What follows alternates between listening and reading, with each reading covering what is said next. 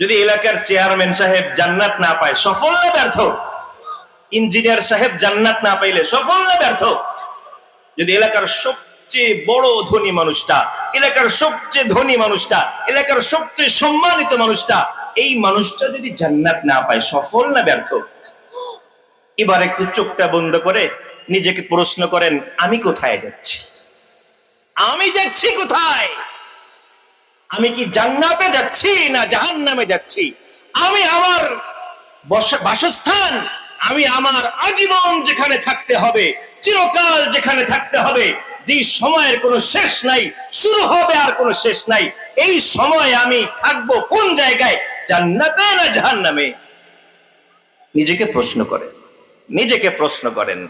আমি যে আজকের এশারের নামাজটা পড়ি নাই, আমি মাগরিবের নামাজটা পড়ি নাই, আসরের নামাজটা পড়লাম না, যোহর ফজর কেটে